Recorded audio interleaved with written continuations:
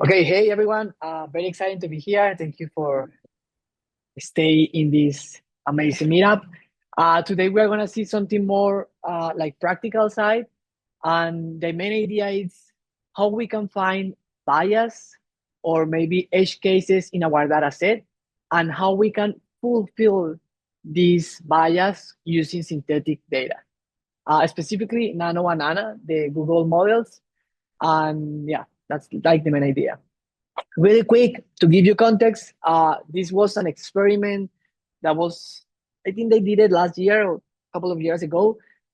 Doesn't matter the brand, it's not important right now. But the important thing here is that they put an autonomous car and they just simulate an environment where you have the bus for the school, and they put the stop signal, they put the lights, everything.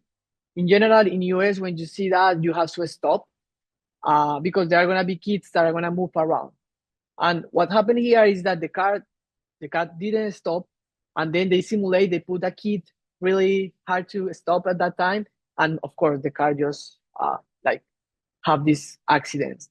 Um, why this is important? Because doesn't matter the brand, as I said before, but the problem is that the agent, in this case, or the system, it was not able to detect signals. It was a edge case that maybe was not training, or it was maybe because the lights, maybe occlusions, but something happened that the agent or the system was not able to stop when the signal was like visible and in that position, and then these accidents can happen. And this is real situation. This is a real experiment. And cases like this are a lot around the world. And we have to think in how we can make our computer vision model more robust to work in these scenarios. Like that's the main idea of this. We are gonna see it from a practical way. Yeah. About me, super quick. I am Al. I am part of the Boxer 51 team. I am ML engineering and DevRel, and I work in the community team. And we are going to see the data-centric AI, why we should focus more in data as the main point of everything. And then bias, how we can find that. We are going to talk a little bit about vector search. And then we are going to jump to Nano Banana, Nano Banana Pro, to do multiple tasks like synthetic image generation, edit images, image composition, analyze videos, and more stuff. Just to remember, you can ask me any question. You should use the QA widget. It's easier for me to answer them, and I can answer right now or at the end.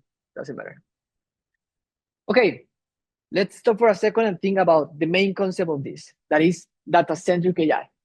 And usually, when this is like the normal way to create models. You have some data, you collect some data, you train models, you train multiple models, maybe.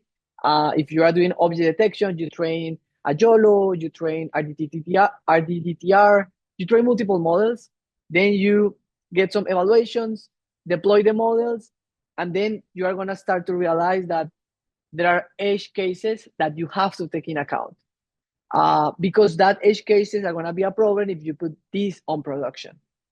And this is like the traditional model approach. What we would like to show is that if you think more in a data-centric approach, where you put the data as the main important thing in all the pipeline, you're going to have better results, because now you're going to collect data. You're going to run some analysis to understand what is happening with your data, in this case with 51. You're going to find bias, you're going to find edge cases, you're going to fix the data set, and you're going to have a more robust data set. And then you are going to jump to train the model. That's like the pipeline. And then you're going to have like a safer deployment and better results as well. This is like a cycle. Like you know that you release the model, and then the model is working on production, but you always have to keep aggregating or including more data and finding more bias, finding more edge cases, to be able to create a better model. This is another thing that happened in US. That was a car was not able to detect a white track bus, and because reflection, because it was like a mirror, it was many hypotheses there. But the thing is that was not able to detect an edge cases. That's the thing that we would like to work on today. Okay. Yeah, let's check it here. Yeah, and we don't want that. We don't want that the model is performing like in different situation because maybe it was not training to detect raining in your data set, and then you have to try to do something to make that the agent is able to work good or work as you are expecting. That's why Box 51 exists. And I'm trying to go fast in this first part because I would like to go to the code part. That is the most exciting part. But in general, with Box 51, you can load a data set. This one is BDD 100K. And you can start to play to understand what is happening in your data. You can make search using text, like a traffic light occluded, or maybe a raining scene, or maybe a highway if you are working with car, or a highway in New York if you have your data set in New York. And you can start to filter and understand what is happening in your data. Remember that it's not exactly the same if you have 100 images, 100K images, to have 100K useful images. It's completely different if you have the same scene, very similar situation. The idea is to have that diversity in your data set and as well try to cover all the edge cases. This is, I think, the last talk was super nice to understand all the perspective of agents, and he talked about as well as about VLMs. But here is just like a vector search. Instead of you like use the image as an image, you can convert this image in an encoder. Now you're gonna have a better representation, or at least a different representation of your data. Then you can use model as he showed us before, like Clip or other models to find similarity between the image and the text, and then you can correlate some information to find car that are occluded, or maybe a raining day, or other kind of different information. Okay, I'm gonna go to the code because it's the most exciting part, but these are more examples. For this experiment and in the next 20 minutes, we are gonna explore how we can improve a data set, including more skull bus tracks. Like this kind of skull bus, we're gonna try to add more of these cases in all the images, like trying to see what happened if I put it in the highway, what happened if I put it in some specific place, what happened if I put the stop signal out, and multiple scenarios that can happen in the real life. And maybe your data set, because your data set maybe was created in not a residential or in a school zone, maybe you are not going to have this. That's why it's important to use it. This is the QR code. I'm going to share it here in the chat. And we're going to start to go to the code. I'm just going to leave it here for 1 second.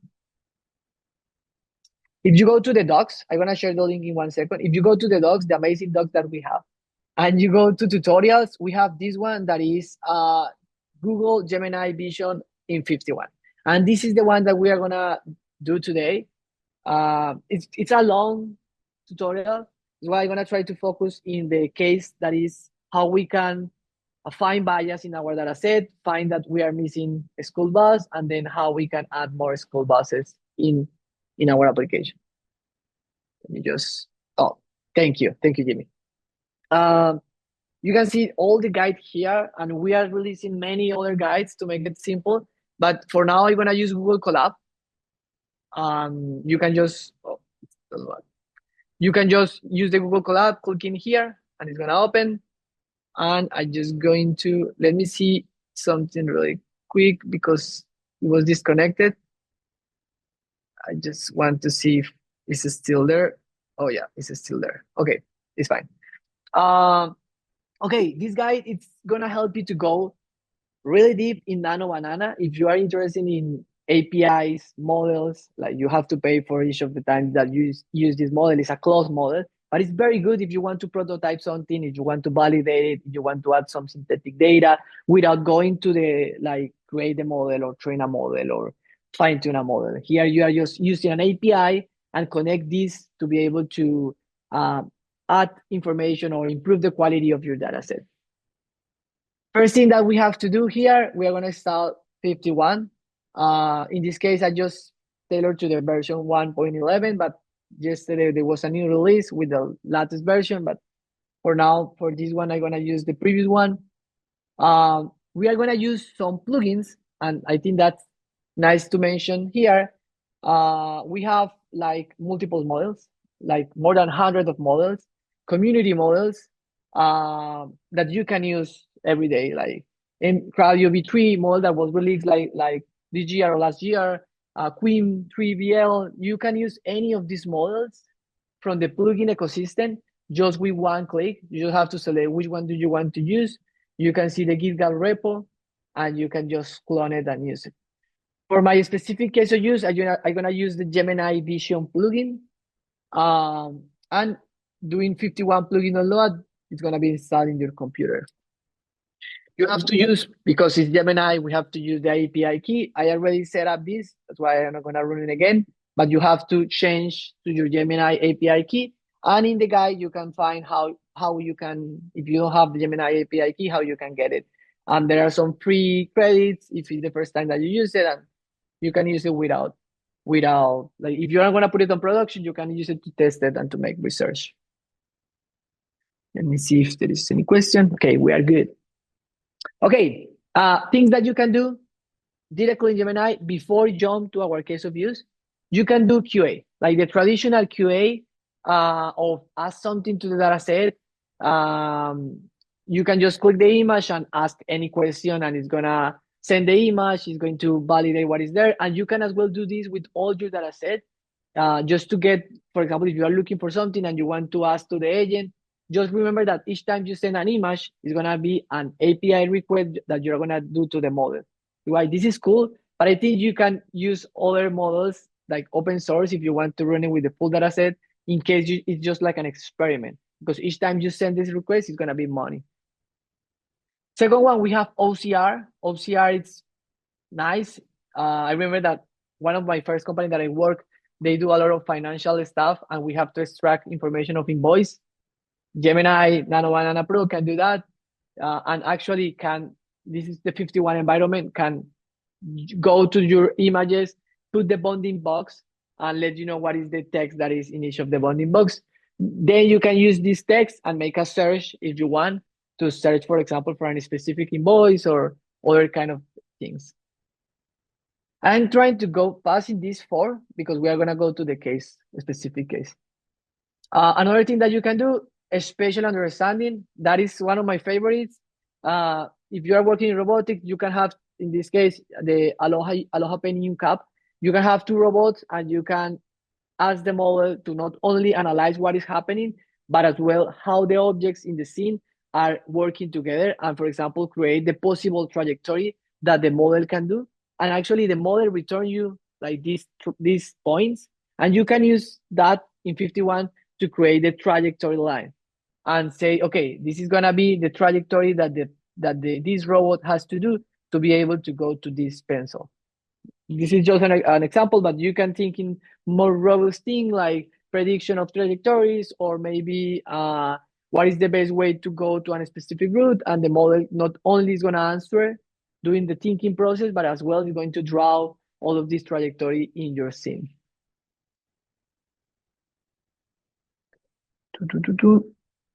Yes. Oh, thank you, Jimmy, for sharing the class. We have done as well video understanding. Now you jump from images. Now you have a video. You want to understand what is happening in the full video, like in the 3 minutes of the video. You would like to see when something is happening. If you are working with, I don't know, like action timestamp recognition or action time recognition or temporal action recognition, sorry, you can just use the model to be able to do that as well. Okay, there is a hand. I don't know the hand what that means, but Manuel, if you can write the question, more than happy to answer. And we are going to start with the specific case of use. Just for the people that are joining the meetup, we are trying to find and to solve edge cases that is trucks, or it could be bus school buses are missing in our data set. We would like to increase this number using Nano and Nano Pro. But first, we have to first understand what is happening in our data set. And to do that, we are going to use FiftyOne, find what is happening, and then fill the gaps with Nano and Nano. For this, we are going to use the dataset Kiki. I'm going to go now to FiftyOne, more in a practical way. Let me just load this. Use this. Let me just run here. This is the ecosystem of FiftyOne. I am running this in Google Colab. As you can see, Google Colab generate the URL. You don't have, right now I am not installing anything in my computer. You can do it in your computer, it's better. FiftyOne works more in local. But here I am for experiment and to show you, I am running everything in Google Colab. This is the data set. The first thing that you can see here is that we have the full data set. We can start to search stuff. We have the ground truth. We can filter by labels, like, okay, let me show you the cars. Oh, let me just remove this because it's loading.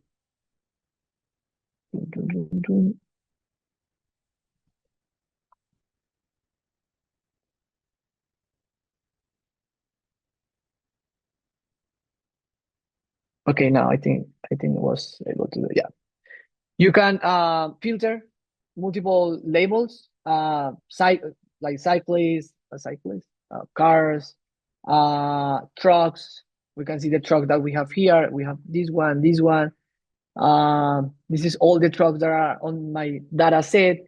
You can as well, if you want filter, if you have more data, more information, you can filter as well with mask segmentation. In this case, it's only object detection algorithm, object detection data set with some labels about cars, people, and classical data sets. But we are gonna play with that actually to do stuff. Okay. Let me see questions. Even better, do you have a GitHub? Yes, I have a GitHub.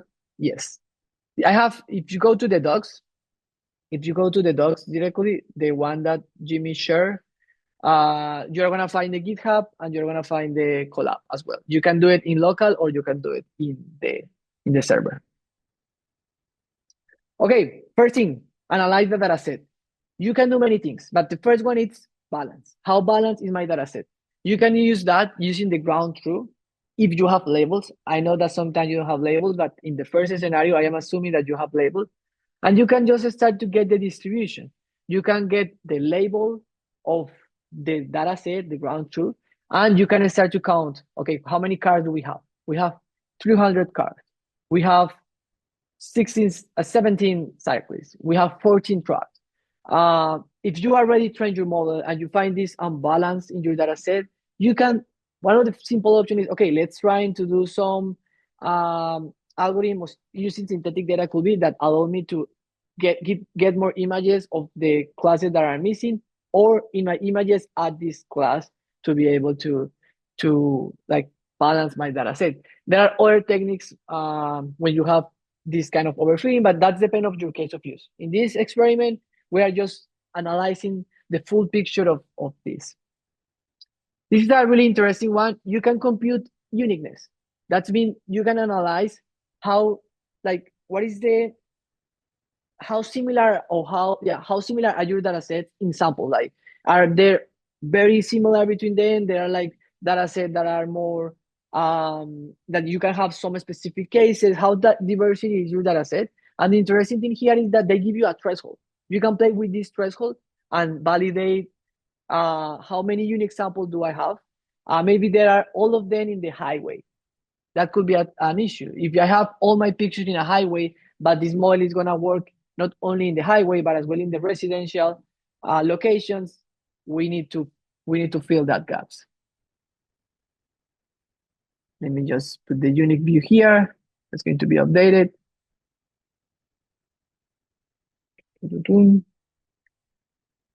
To have the unique view, you can apply these filters. It's loading here. As you can see here, we apply some filter in the data set with uniqueness, trying to find what are the uniqueness images in our case of use, and we can filter that. Depends on what we need. Cool. Now, because I update this, we are gonna have the same filter here. I can just remove it if I want, and it's gonna update all the full data set. We can find that we can detect very or similar duplicate images. To do that, there are multiple ways to do it, and there are multiple models to do it. One of the one that I want to show you is going to be with clip. In this case, the VIT structure, and we are going to load this model. We are going to compute similarity of this. We are going to create the embeddings and then compute similarity, and then we can just sort our data set using this similarity, trying to get what are the images that are similar between them. And we can just start to validate it that maybe there are some images that are very similar, like these ones, that maybe it's not gonna generate too much value, but they have a very similar, because it was taken in the same location. Maybe I don't have to use these 5 images. At the end, I can use 2 or 3 of these images, and I am gonna have a cleaner data set. But all of this is thanks because we are integrating and exploring our data set in a more dynamic way, combining the app, and as well the SDK in just one place. There are more things that we can do. We can visualize the embeddings, and we can, like, it's crazy the amount of things that we can do here to find edge cases and more. But I'm gonna jump to the Gemini stuff. It's important to show you how you can like use the Gemini to do it. Okay, first case of use, you can query images. That means that you can go to your data set. Let me just open it here. It's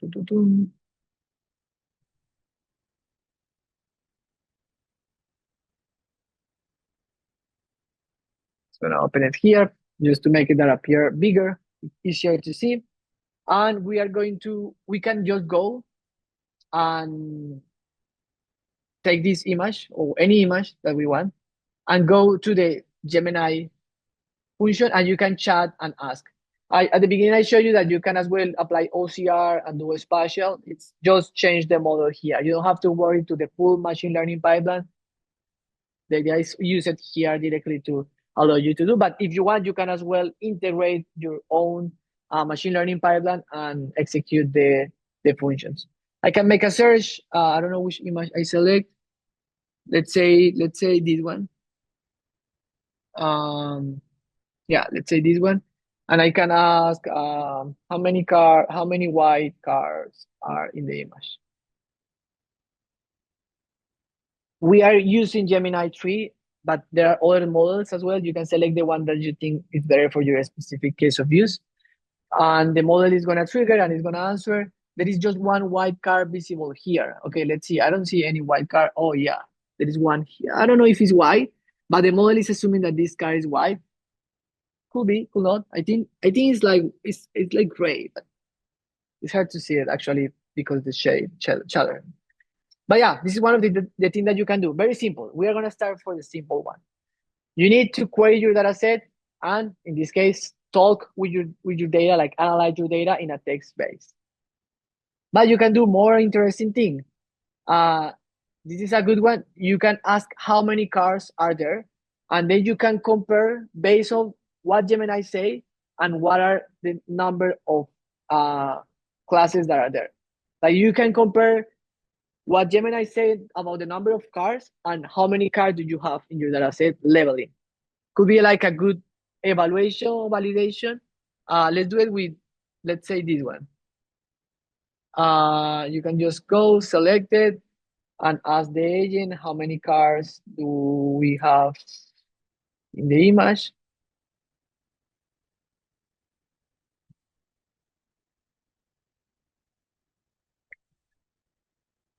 And we can now use this. It say 12 cars in the picture. If we have, because we have the ground truth, we can see that in labels, at least, there are only 7 labels in this image, but the agent, it's saying that it's 12. We can see that there are other cars that are behind here that the model is not using it.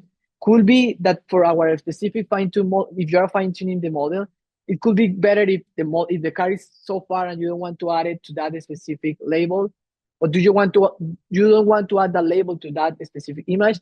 it's fine, but you now have two perspectives, like the synthetic data set or the agent that is telling you how many cards do you have, and actually how many you have labels. How many labels do you have in this scenario?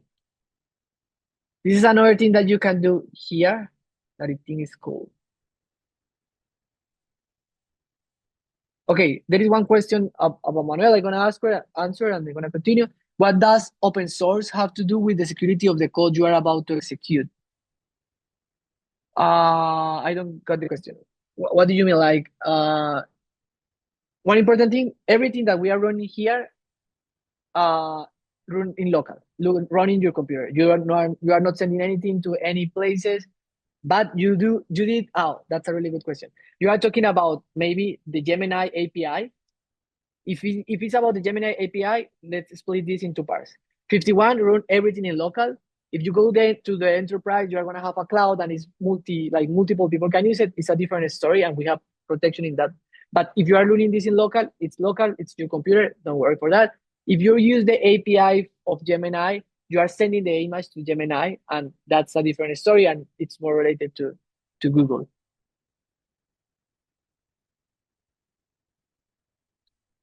In the interest of time, Adonai, why don't we keep pressing on and save Okay. Q&A for the end? Okay, perfect. Sorry. Thank you, Jimmy. Okay, yes. Yes, here we can compare that I think is cool. You have how many people do you have and how many the agent has, and you can validate that. Okay, now different case, difficult or ambiguous situations. This is similar that I showed before. You have multiple images. How many of these one are actually labeling as pedestrian, and you can compare results. Let's go to for me, the most interesting one. You have a scenario that you want to cover. The identify scenario coverage gaps. We say that we would like to create images or buses, school buses in our data set, but we don't have too many of that one. We can use the Gemini to do that. And there are multiple ways to do it. Let's say that you want to do it in this image. You have to click the image. You can go to edit image. And now you have to bring the instruction of this image, or what do you want to add to this image. I'm gonna do just like a very quick prompt, but you can play with this prompt and make it more robust and apply good prompt engineering and other stuff. But I'm just gonna say add a school. I'm gonna put yellow. I think it's obviously it's yellow, but I'm gonna add a yellow skull bus in the highway with the stop sign on. Let's see what they do. Then you select the model. You're gonna use Gemini 3 Pro. I'm gonna keep the same aspect ratio, but you can change it. You can play if you have multiple aspect ratio and you want to create multiple images with different aspect ratio, you can do it, and then you can execute it. This is one of the things that you can do. Like you find the bias, you find that you want to include cars, bus, truck, any object. Then you use the edit image to use one of the images that you have in your data set and to include, in this case, a new image that is the same image plus an object in there, in that one. Let's see how that was. Just open it here. It should be pixelating. It should be generation type, and we can filter image editing, and it's this one. We can see that now we have a scene similar to the other one, but with a skull bus. With the picture, we can see that there is multiple lights on. Usually this is like lighting, and we can see the stop sign in the scene. Now we have a new image in our data set with a skull bus that we can use to train the model and to create more realistic scenes. This is with editing images. But if maybe you don't have the scene, let's say that you are working in a data set that only has highway scenes, and you need to put it in a more residential one, you can edit that image, or you can as well create a new image based on text. And you can say, create a new image. Let's say that that your model was created in US, and you want to move this model to Colombia. That is my country. It's completely different. Let's create an image that is create an image that is recording from a dash cam in Colombia, the country. maybe thinks it's Colombia, the state, but yeah. And same idea. We get the prompt, we send to the Gemini API, we get the image, we put the image in the dataset, we include this image in your full dataset, and now you have like all the structure with a new image that is going to be the image of the dash camera in Colombia. Let's see how this looks. Let me just refresh this. And in the meantime, let's open it quick. We have image editing. Now we have text to image. And it's good. The taxis are like this. Maybe it's like a traditional township. It's like something like that. Because we don't have too many of these buses now. It's more like that was before. But it's funny to see that there are many details, and it's very similar of how looks Colombia in maybe a township, like a small city. Cool. Okay. Now you say we only generate one or two. Actually, you can generate a full pipeline. For time, I'm not gonna go there, but that's like one of the tasks. If you like this and you want to explore this, we have a full pipeline in the Google Colab in this place. Okay, we have video understanding and all the others, but the idea is the same. But we have a full pipeline here where you can what is that? Here, where you can actually not only create one image, you can define what is missing in your data set. And now you can create a full pipeline that is going to create 100 images, 1,000 images with multiple scenarios. And then after you create all of this, you can validate it and you can check and you can apply some evaluation metrics, comparing results and more. But this is like another word that we can discuss in another meetup. But for now, I would like to summarize this as you find the bias, you create multiple scenarios, and now you have a more robust data set that can contain edge cases that's going to help you to improve the accuracy of your model.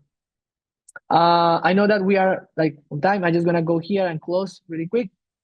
What my perspective and a couple of questions if there is some questions. This is just videos. All of this is available. We are going to send this in the presentation. My perspective, agents are going to be everywhere, like agents like VLNs or agents that are going to use multimodality like image, text. And we have to take that in account and start to thinking how we can create robust models or models that are better working in these scenarios. And we start to, the best way to start is going to be from the data collection, like the data evaluation, how is our quality, how is the quality of our data, how it's performing our data. And as well, agents is going to help us to create these machine learning pipelines. And in FiftyOne, we believe in that, and we believe that agents can make your life easier from the machine learning pipeline. That is why we create MCP and skills to as well help you to create all of the pipeline that I showed you today. You can create it with a skill. And this is part of what we are trying to contribute to the community from the open source perspective.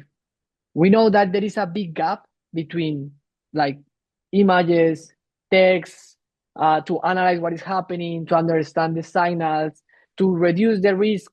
For example, the car that was not able to detect the school bus. But this is part of what we would like to contribute in the next years. And yeah, I think that's all.